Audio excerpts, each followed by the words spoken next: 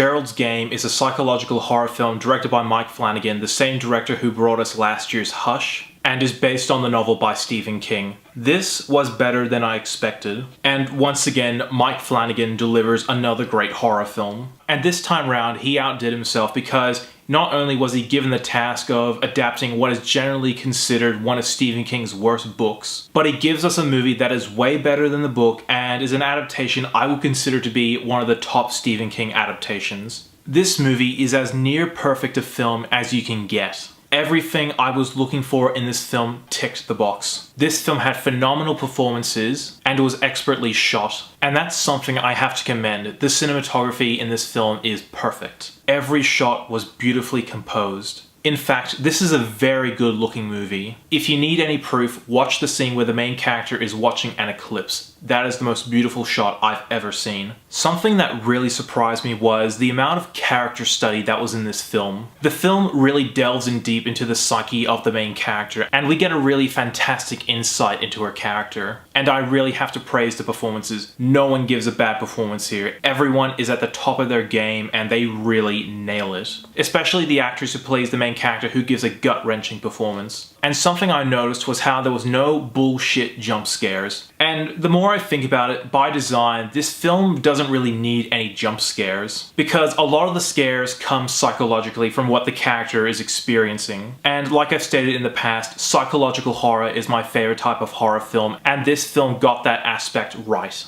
But if I had to say what was one thing that nearly ruined the movie for me, it was the setup. The film was about a married couple trying to spice up their relationship by chaining the woman to the bed. And as a setup, it's pretty dumb. And don't get me wrong, the more the film went on, the better the film became. But really, that's the setup.